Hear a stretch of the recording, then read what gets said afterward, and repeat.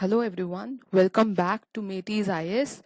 This is Sonia Gupta and we are continuing our series with Panchayati Raj institutions, in which we have almost came to an end, where we are left with two topics. First, what are the steps taken by government to strengthen the Panchayati Raj institutions, and the second is what is the PESA Act, how it was extended to the scheduled areas.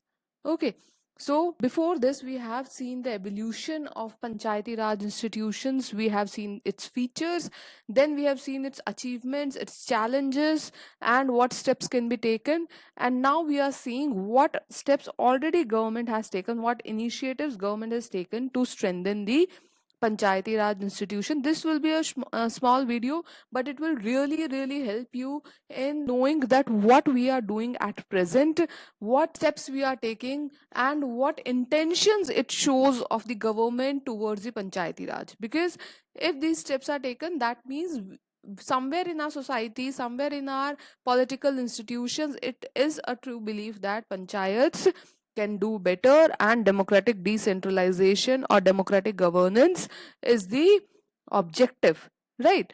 So the first step here I'll be talking about is e-gram swaraj. What do you mean by e-gram swaraj? Obviously, e means there will be something related to digitalization, right? So here e-gram swaraj, the full project name is e-gram swaraj e-financial management system. E-financial management system. What happens is that the finances, we have seen that one of the challenges of Panchayati Raj is the accountancy and accountability, both. That accounts has to be formed and accountability will be created through that, so that we can deal with the corruption at the root level also, right? So e-gram swaraj e-financial management is a simplified work-based accounting application. So here the panchayats can do their accountings, they can standardize the panchayat bookkeepings, it will enhance fiscal transparency, it will create more trust on the panchayati institutions, and over the period of time there will be greater devolution, because there'll be easy fund tracking, where the funds are going, which projects are continuing, where the funds are spending, which are lacking, or which are unspent funds. Everything will be given here in e-gram swaraj. The next is Rashtriya Gram Swaraj Abhiyan. So it's a flagship scheme of Ministry of Panchayati Raj. So Ministry of Panchayati Raj has its own flagship scheme, where it integrates the capacity building and governance interventions.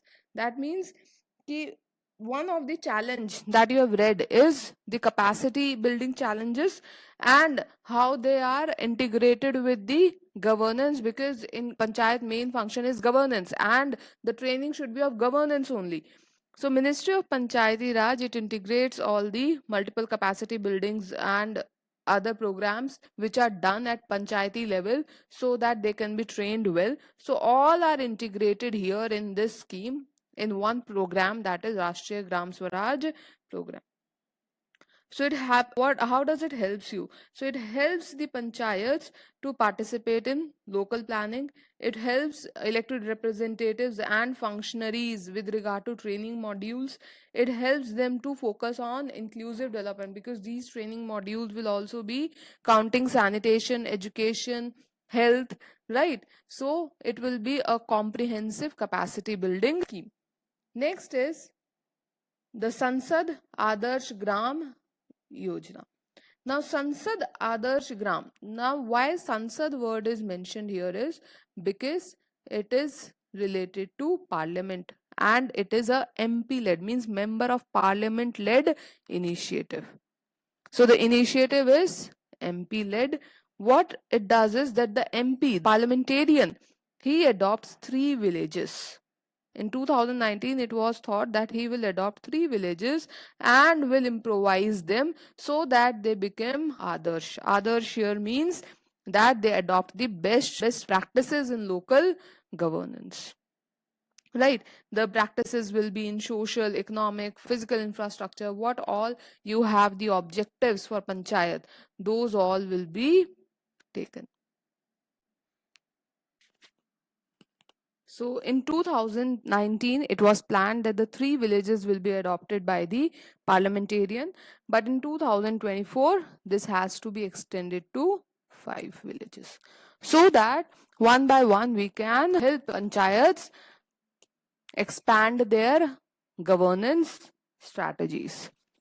Right. Says localized sustainable development goals. So localized sustainable development goals will be helping in delivering the best practices at the ground level.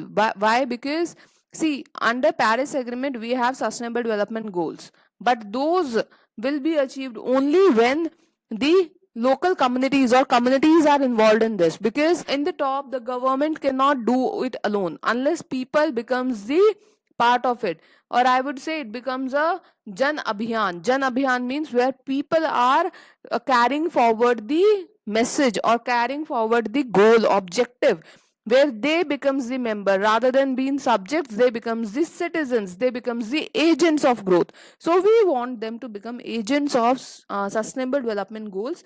So how it will help is that there will be regional thematized, means they will be deciding that what kind of sustainable development targets they want to take and what kind of development process they want to have. So this will improve the participatory democracy and ultimately help in achieving the sustainable development goals at larger level. Then is Panchayati Development Index. This is a quantitative measure. It's an index that helps you to assess the performance, just like you have exams and after exams you have your mark sheets.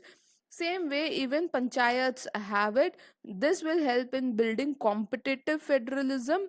Why? Because while seeing competition that even we want to do better than the other, they will be doing better, and this helps in analyzing the performance. So the basic purpose is to monitor the progress. It is based on evidence. That means there'll be surveys, there'll be inputs based on which evidences will be collected and this index will be made, and further it will help in developing the future policy refinements. Next is Gram Urja Swaraj Abhiyan. Now, what is this Gram Urja Swaraj Abhiyan? It is Urja means energy. It is related to energy, but we are focusing on more on renewable energy. So it is basically for renewable energy, and it is focused with village led, because we want to achieve our targets for renewable energy, but we want people to participate in it, means it is village led. So who all two ministries should be collaborating? One is Ministry of Panchayati Raj and another is Ministry of New and Renewable Energy. So two ministries are collaborating here. It's a joint initiative where they aim to energize gram panchayats through renewable sources so that energy can be built at gram level. This is decentralized form of energy production and transfer. So we have to make villages transition from energy consumers to energy producers. We want villages to produce energy, then only Swaraj will be there. So Urja Swaraj, did you understand the word now? Why Swaraj is used? Swaraj means we want them to be independent, we want them to be self capable, self sufficient. So we want them to be self sufficient in case of energy, renewable energy. So rather than villages being energy consumer, we want to be them to be energy producers. What should be the outcome of this? It will help in reducing the fossil fuel dependence. It will help in energy self sufficiency. This was a goal of Mahatma Gandhi, right? That villages should be self sufficient. So villages should be self sufficient in case of energy production also. Next is to emphasize the importance of panchayat, to emphasize the whole of government approach, whole of society approach, that the government and the society comes together to realize the panchayati commitments. We celebrate or we recognize 24th April as National Panchayati Raj Day. Why we do so? So that there is importance, people know that this is the day for democratic governance, this is the day for panchayat, and all community, all government has to come together to build a sustainable, self-sufficient, progressive villages. So this was your Panchayati Raj institutions. We have seen that PRIs are important for our democratic and developmental fabric. If we want to empower panchayats, we have to give them financial autonomy, we have to give them digital literacy, we have to give them digital tools, we have to train them.